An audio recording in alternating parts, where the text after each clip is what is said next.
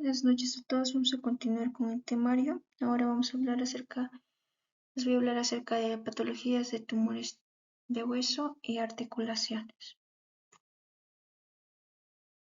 Primeramente, para hablar acerca de los tumores óseos, es importante saber la estructura básica y la función de hueso. La función básica de hueso va a ser proporcionar un soporte estructural, mecánico para el movimiento y la protección de las vísceras. Anatómicamente podemos observar diferentes regiones en el hueso. Va a estar conformado por una epífisis, una metáfisis y una diáfisis, ¿no? Estas regiones anatómicas va a ser muy importante poderlas describirlas como tal, porque ya de acuerdo a esto, la localización de los diferentes tumores óseos van a tener frecuencia en estas diferentes partes anatómicas del tejido óseo, ¿no? Si bien sabemos también que el tejido óseo va a estar revestido por un periósteo, como estamos observando en esta imagen, estas partes blanquecinas van a corresponder a lo que es el periósteo. Bien, sabemos que que el tejido óseo va a ser un tejido mesenquimal como tal, el cual va a estar conformado principalmente por lo que es una matriz extracelular que va a estar producida por las células óseas. A su vez también va a estar conformada por una mezcla, se podría decir, bifásica, compuesta por componentes orgánicos e inorgánicos. Estos componentes orgánicos van a incluir el colágeno de tipo 1, los mucopolisacáridos. Y el componente inorgánico va a incluir, como bien sabemos, en su mayor parte el mineral de la hidroxiapatita de calcio, ¿no? ¿Y para qué saber estos componentes orgánico e inorgánico? Es muy importante, ya que la parte orgánica, que es el colágeno tipo 1 y los mucopolisacáridos, van a proporcionar la resistencia a la tracción, mientras que el componente inorgánico, que es el componente mineral que va a ser conformado principalmente por hidroxiapatita de calcio, va a proporcionar esta parte mineral, va a dar lugar a la rigidez al hueso, ¿ya? Por lo tanto, en el canal medular también sabemos que va a estar conformado por tejido hematolinfoide y tejido adiposo en la edad adulta, ¿no? Es muy importante por esta parte saber muy bien la estructura del hueso para podernos dar cuenta acerca de la localización en cuanto a los tumores óseos y cómo se producen estos. El tejido óseo va a ser conformado por tres tipos de células que conforman los osteoblastos. Los osteoblastos estos se van a encargar de producir el colágeno tipo 1, que va a ser muy importante para la producción de la matriz osteoide. También va a estar conformado por estos células gigantes multinucleadas denominadas osteoclastos, las cuales van a ser muy importantes en la resorción ósea. También va a estar conformado por los osteocitos, que son células maduras, las cuales van a ser muy importantes en el remodelado óseo. Bien, entonces voy a hablar acerca de lo que es la fractura. La fractura se define como la pérdida de la integración ósea o rotura del hueso, ¿no? La fractura puede existir diferentes tipos de fracturas, como ser completa, abierta, cerrada y entre otras. La fractura en cuanto a su etiología puede ser causada ya sea, puede ser por caídas, que es la causa más frecuente, accidentes automovilísticos. En la edad pediátrica las caídas van a ser la causa más frecuente y también puede ser causada como ser fractura patológica, que va a ser asociada a una patología preexistente como ser metástasis ósea, puede ser a causa de un mieloma múltiple o también a causa de osteoporosis en edades avanzadas. ¿Ya? En cuanto a la clínica, generalmente se presenta con dolor, se presenta con puede presentar área de deformidad ósea visible, incapacidad para moverse de parte del paciente, puede presentar hinchazón, hematomas y sangrado. La curación de las fracturas se va a dar en 4 etapas. Primeramente la inflamación, formación del callo blando, formación del callo duro y la remodelación. Al momento de la fractura va a provocar ruptura de los vasos, lo cual va a dar lugar a hemorragias, hematomas y también puede dar lugar a necrosis tumoral. Todo esto va a dar lugar a la activación de las vías de cicatrización de las heridas, ¿no? Se van a liberar factores de crecimiento y citocinas, como ser la interleucina 1, interleucina 6, el factor de crecimiento beta, el factor de necrosis tumoral alfa y entre otras, lo cual va a conducir a la formación de coágulos, trombos, reclutamiento de células inflamatorias, migración de células madre mesenquimales y por último la formación de lo que es el tejido de granulación y la eliminación de desechos. La reabsorción del hueso muerto va a comenzar al tercer día. Posterior a eso se va a dar lugar la formación del callo blando.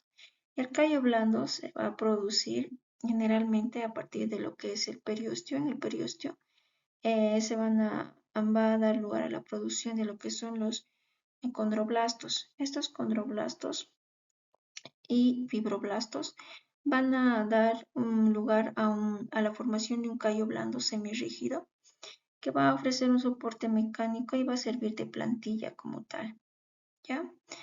Este callo eh, cartilaginoso va a recordar a un cartílago fetal desorganizado como tal. Posterior a eso se va a dar lugar a la formación del callo duro. El callo duro va a existir una actividad osteoblástica elevada que va a dar lugar a la formación del hueso nuevo. Y por último se va a dar lugar lo que es la remodelación. La remodelación implica la resorción ósea que va a estar dada por los osteoclastos y la formación del nuevo hueso lamelar que va a ser producido por los osteoblastos. La osteonecrosis o necrosis avascular. La osteonecrosis o necrosis avascular es una enfermedad que va a resultar de la pérdida temporal o permanente del suministro de sangre. Generalmente esta se va a dar lugar en el hueso, en zonas donde hay falta de la circulación colateral. Se caracteriza por la muerte de las células óseas, elementos de la médula ósea y también se manifiesta como en un área localizada de infarto óseo, como estamos viendo en la imagen. Esta área más medio blanquecina representa un área de infarto óseo, ¿ya? Las ubicaciones de este tipo de necrosis avascular son subcondrales, ¿ya? Se presenta más frecuentemente en las caderas en edades de 30 a 60 años, hay más predominio en el género masculino. Y también se dice que en Estados Unidos el 10% de las artroplastías totales de cadera se deben a necrosis avascular. Los cambios microscópicos van a depender del estadio de la isquemia, ¿no? Pueden presentar un signo histológico temprano que va a ser la necrosis coagulativa difusa de elementos de la médula ósea, como estamos viendo en esta imagen. También puede presentar agregados violáceos que van a corresponder a esa saponificación de la grasa. También puede haber necrosis de los osteocitos en las trabéculas óseas. La osteomielitis es la infección del hueso y de la médula ósea. Las diferentes clasificaciones se van a basar de acuerdo a la duración de la enfermedad. Se va a clasificar en osteomielitis aguda y osteomielitis crónica. La osteomielitis aguda se va a presentar con una duración de síntomas de unos pocos días a semanas. Los secuestros van a estar ausentes, en cambio en la osteomielitis crónica es una infección prolongada, ¿no? Que puede durar meses, años y generalmente va a haber secuestros. Mecanismos de infección va a ser hematógeno, puede ser extensión directa del sitio contiguo y contaminación directa. Continuar el tema con tumores y lesiones pseudotumorales de hueso. En cuanto a la clasificación de los principales tumores óseos, tenemos los formadores de cartílago, formadores de hueso, de origen desconocido y los que se originan a partir del notocorda. Dentro de los formadores de cartílago, las lesiones benignas, está el condroblastoma, que generalmente se va a dar lugar en la metáfisis y en la epífisis. También tenemos las lesiones malignas como ser el condrosarcoma, que tiene como principal lugar la pelvis y se presenta en una edad de 40 a 60 años. En cuanto a los tumores formadores de hueso, tenemos benignos el osteomastoide y el osteoblastoma, que se localizan frecuentemente en la metáfisis de los huesos largos. También se pueden localizar en la columna vertebral. Se presenta en una edad de 10 a 20 años.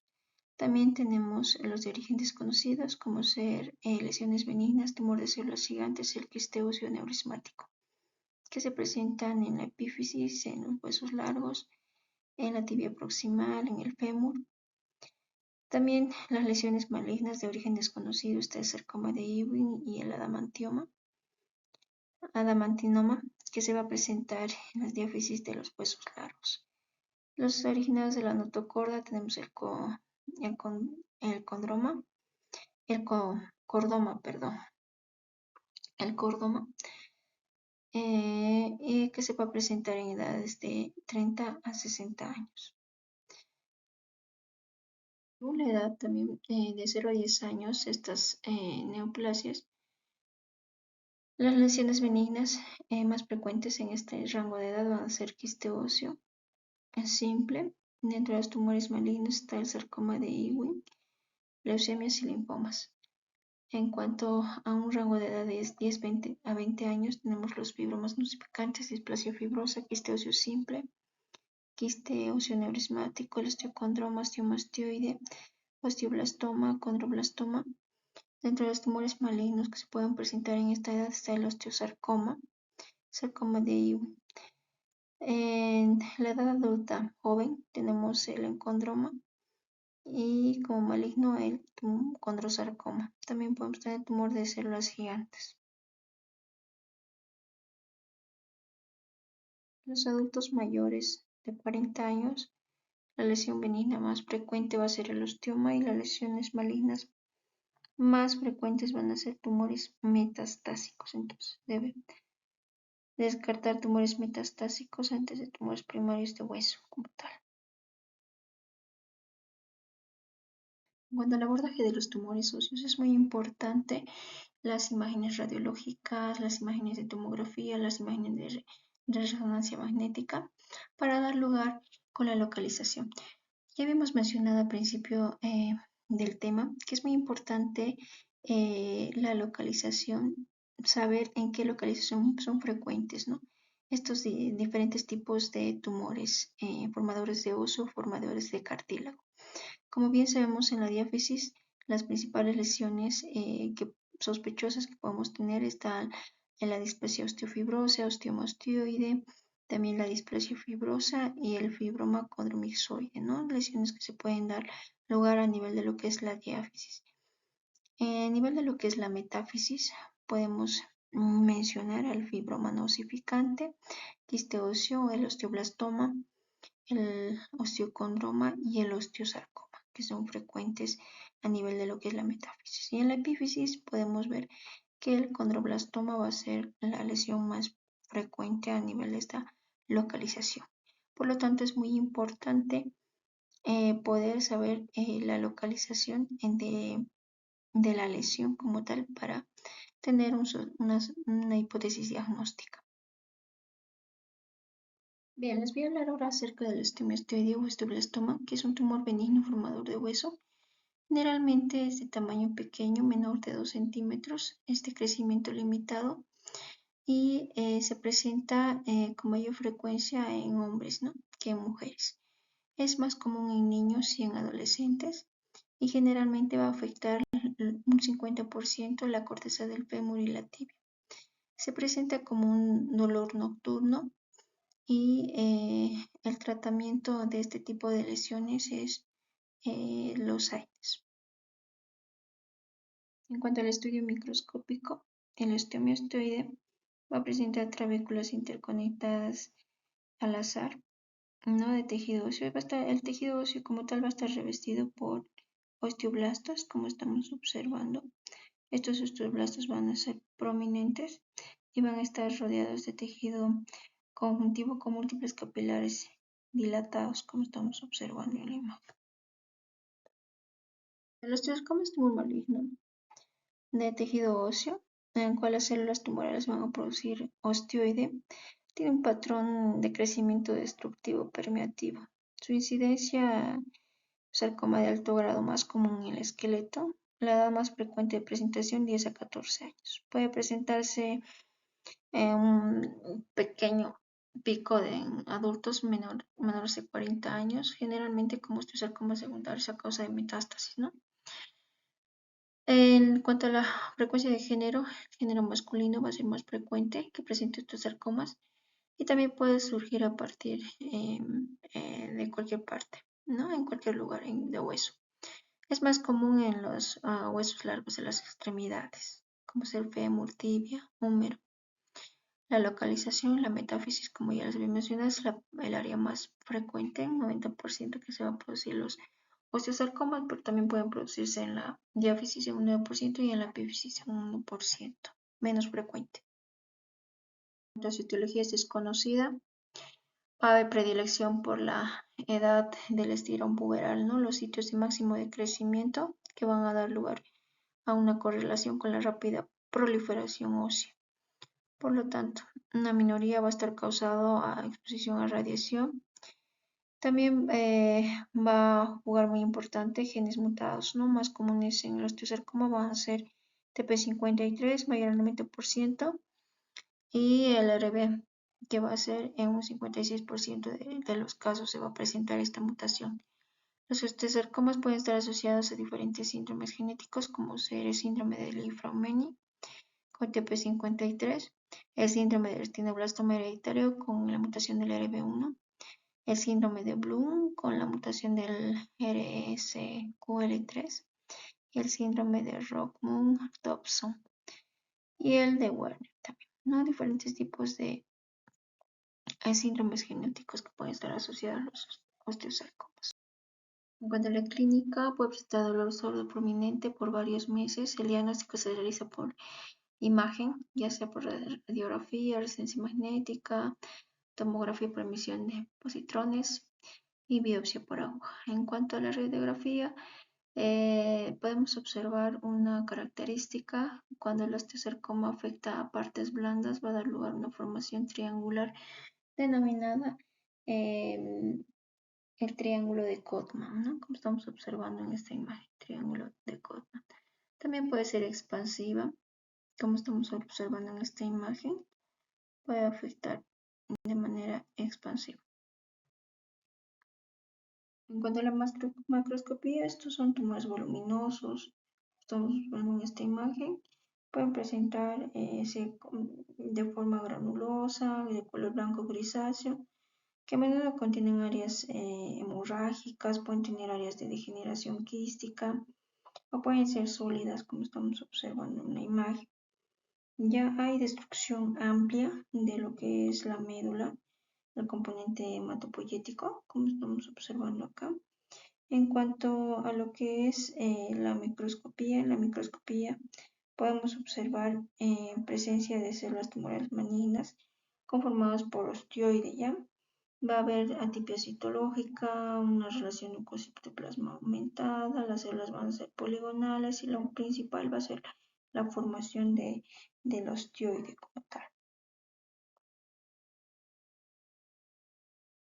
En cuanto a los factores pronósticos, vamos a mencionar el crecimiento local agresivo, la diseminación hematógena temprana.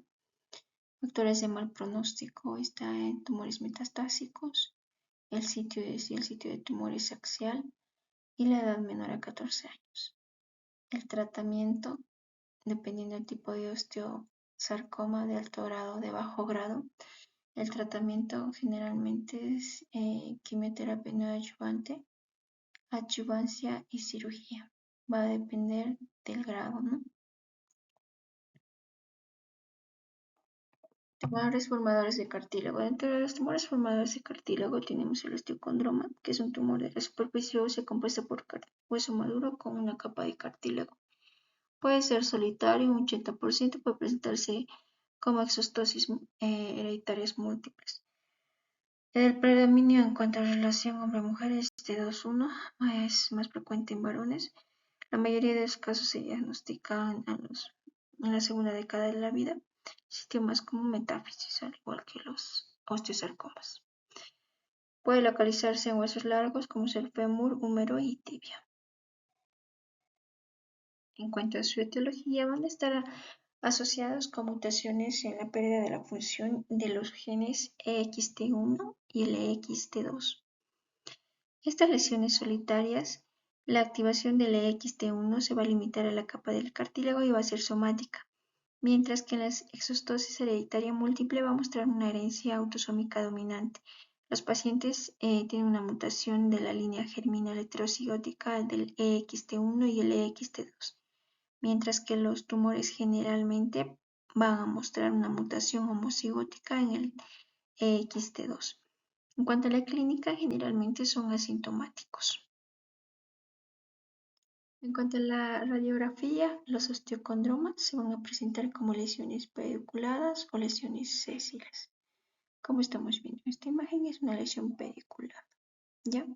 En cuanto a la microscopía generalmente va a estar conformada por un cartílago que va a tener la apariencia de un crecimiento desorganizado y podemos observar osificación endocondral, como tal que se va a continuar con trabéculas óseas normales. El condroma es una neoplasia cartilaginosa benigna que surge de la superficie del hueso cortical debajo del periósteo. Se presenta generalmente en niños y jóvenes adultos. Es una lesión bien delimitada, bien definida, en forma de cúpula en la superficie del hueso. Va a ser compuesto por cartílago hialino benigno. No va a haber una conexión con una cavidad medular radiológicamente. El condroma es otra lesión benigna, formador de cartílago, que surge dentro de la cavidad medular del hueso, a diferencia del condroma. Es más común en personas de 20 a 50 años. La relación hombre-mujer va a ser 1:1, igual en ambos géneros. La encondromatosis se va a presentar con múltiples encondromas, ¿no? Los tipos más comunes van a ser la enfermedad de Hoyer y el síndrome de Maffucci, ¿no? Las lesiones solitarias generalmente van a ser centrales metafisiales de los huesos tubulares, que van a favorecer los huesos pequeños de las manos y los pies. También pueden presentarse en huesos pequeños, ¿no?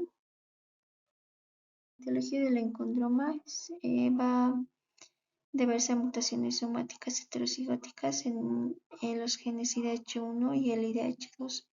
Generalmente se encuentra un 40% en los encondromas esporádicos y aproximadamente 80% en los encondromas en pacientes con enfermedad de Hoyer y el síndrome de Maffucci. La clínica generalmente se presenta con dolor, hinchazón, deformidad. Puede observarse también en fracturas patológicas en un 40 a un 60%. Los encondromas en la radiología se pueden ver como lesiones bien delimitadas que suelen ser menores a 3 centímetros, ¿no? Son translúcidos y de color gris azulado. En cuanto a la microscopía, los encondromas pueden ser compuestos por cartílago hialino que contienen condrocitos que no tienen atipia citológica como tal. Puede ocurrir osificación endocondral periférica y en el centro también puede calcificarse y también puede infartarse. Los condrosarcomas son tumores localmente agresivos malignos que se caracterizan por la formación de matriz cartilaginosa. Representa un 20% de los tumores óseos malignos. Es el segundo tumor óseo maligno primario más común después del osteosarcoma en adultos de mediana edad. Los sitios más comunes son los huesos pélvicos, el fémur y el húmero. Etiología desconocida, ¿no? Del condrosarcoma primario. Su transformación maligna va a ocurrir a partir de precursores benignos, como ser de la enfermedad de Hoyer, de los encondromas, ¿no? Como ser de la enfermedad de Hoyer y el síndrome de Maffucci, que van a dar lugar a los condrosarcomas secundarios. Se conocen diferentes variantes de condrosarcomas, como ser el condrosarcoma periosteal, condrosarcoma secundario de células claras desdiferenciado y el condrosarcoma. Los condrosarcomas macroscópicamente son tumores grandes, voluminosos, como estamos observando en la imagen. Pueden tener a la superficie de corte una superficie heterogénea, pueden presentar necrosis, degeneración quística, áreas mixoides, puede ser variable la presentación como tal, ¿no? También puede mostrar áreas de exudación en la superficie de corte. También puede presentar áreas como ser calcificaciones, como estamos observando también en la radiografía como tal. Los órganos convencionales pueden dividirse según la histología, la tipia citológica que lleguen a presentar, si hay binucleación, si su núcleo está agrandado, irregular. Pueden presentar 3 grados, ¿no? Grado 1, grado 2 y grado 3.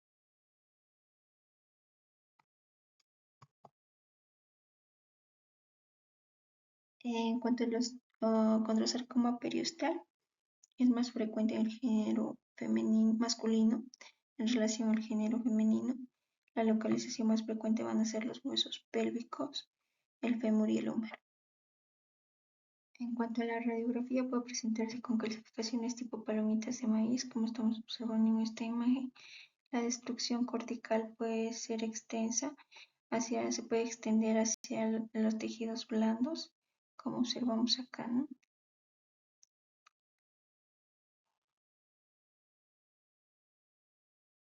Condrosarcoma secundario puede afectar mayormente al género masculino y también afecta a los huesos pélvicos, fémur y húmero en relación de frecuencia. Se presenta como una lesión exofítica, la superficie de corte puede ser heterogéneo, puede presentar áreas multiquísticas, áreas mixoides. Igual podemos observar una lesión exofítica que afecta partes blandas y también afecta parte de lo que es el canal medular.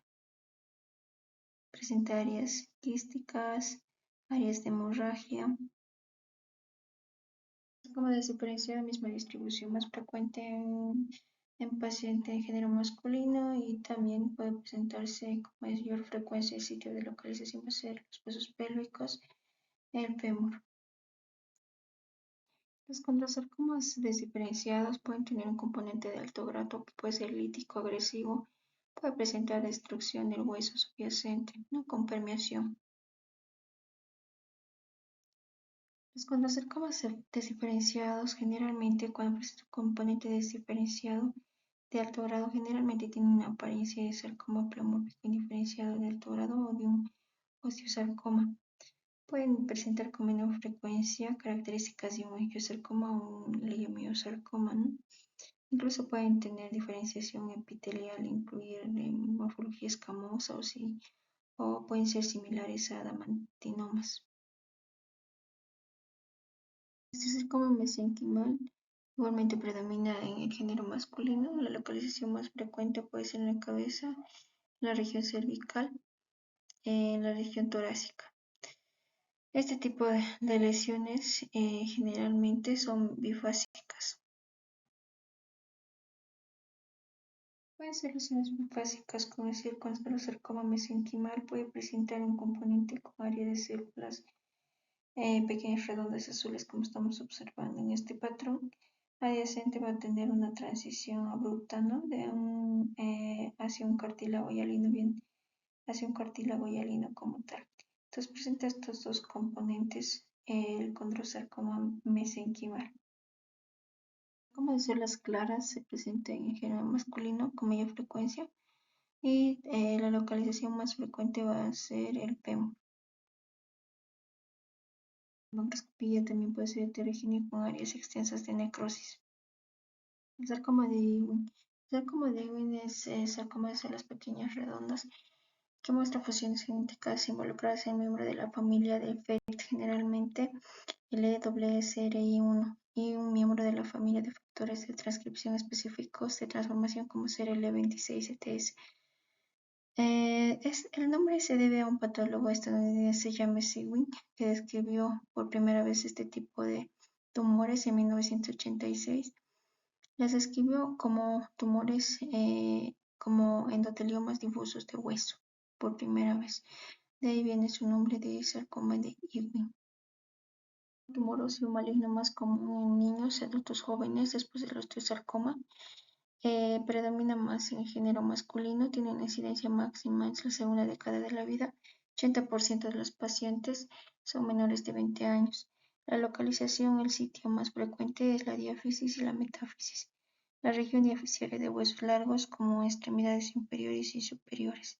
En cuanto a citología es debida a translocación cromosómica que comúnmente involucra los genes WSR1 y LTS. La célula de origen posiblemente es la célula madre mesenquimal y las células neuroectodérmicas primitivas posiblemente sean esas células de origen. El sarcoma de Ewing generalmente surge en la cavidad medular, invade la corteza, periósteo y también puede invadir tejidos blandos. En cuanto entonces a la histología, se caracteriza por presentarse con sábanas de células. Estas células van a ser redondas, uniformes, con escaso citoplasma, que pueden ser claras debido a la abundancia de glucógeno. También van a presentar unas pseudo-rosetas que no estamos observando acá. Acá está. Pueden formar unas rosetas denominadas rosetas de Homer-Wintz, que son grupos de células redondeadas con núcleos de centro fibrilar, ¿no? Que indican la diferenciación neuroectodérmica. En cuanto a los estudios complementarios, pues sí, muy importante el sarcoma de Ewing, la inmunohistoquímica, ¿no? Puede ser positivo para CD99, el FLI1, marcadores de diferenciación neuroectodermal como ser la enolasa, S100, CD56, CD57. Se debe descartar otras neoplasias de células redondas, ¿no? El tumor de células siguientes es una neoplasia localmente agresiva. Rara vez metastatiza, un pequeño subconjunto, casos son malignos, ¿no?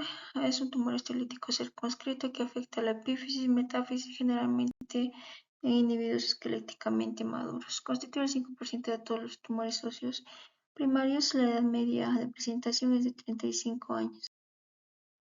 En cuanto a la patogenia, los tumores de células gigantes pueden presentar aberraciones clonales relacionadas con alteraciones epigenéticas modificadas en relación a las histonas, como ser la histona 3.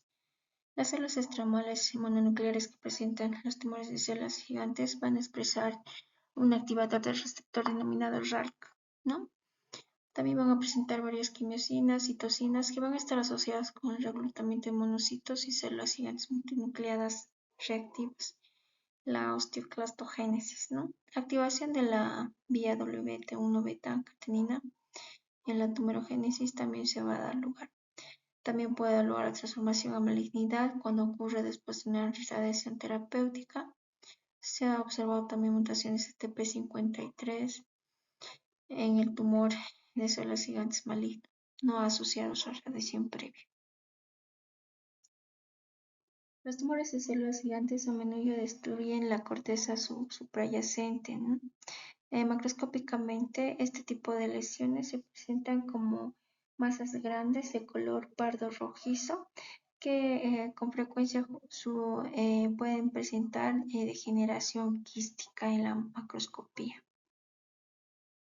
Entonces, la superficie de corte puede presentarse con área hemorrágica, con áreas quísticas, y en la microscopía también puede observarse abundantes células gigantes multinucleadas de tipo osteoclástico que tienen más de 10 núcleos, ¿no? También va a presentar células mononucleares, ¿no? Ovaladas, de citoplasma reducido. Quiste óseo anurismático es una lesión ósea benigna localmente destructiva multiloculada. Está clasificado como un tumor osteoclástico rico en células gigantes según la OMS del 2020. Puede tener formas primarias y secundarias. Tiene una alta tasa de recurrencia local. Generalmente en la imagen la lesión es multiloculada con líquido. Se aprecia mejor en una resonancia magnética. ¿Ya? En cuanto a lo molecular, vamos a observar un reordenamiento del gen USP6 solo en la fase primaria, ¿no? Se caracteriza por este reordenamiento del gen USP6. Aquí estamos viendo el quiste óseo neurismático, igual vemos que tiene áreas quísticas, extensas áreas de hemorragia, necrosis, Y en cuanto a la microscopía, puede presentar estos canales quísticos vascularizados abundantes. Los tumores metastásicos van a ser son los tumores malignos más frecuentes del esqueleto, ¿no? Van a superar en gran medida a los tumores malignos óseos primarios. Vías de diseminación pueden ser de extensión directa, diseminación hematógena, linfática o siembra intramedular. Las neoplasias metastásicas más frecuentes pueden ser de riñón, pueden ser de pulmón, de mama, próstata y de diferentes lugares, ¿no? Que van a afectar el tejido óseo como estamos observando en la microscopía. La histoquímica juega un papel muy importante para, para el diagnóstico de un probable sitio primario de estos tumores metastásicos, ¿no? Tenemos los carcinomas, melanomas, linfomas, mielomas, ¿no? Diferentes paneles de anticuerpos en carcinomas por citocaratinas, melanomas, puede ser el melan H, MB45, linfomas, CD20, CD30, CD3, mielomas, tenemos CD68 y CD138, entonces juega un papel muy importante para el diagnóstico de un probable sitio primario de las metástasis que lleguen a afectar al tejido óseo.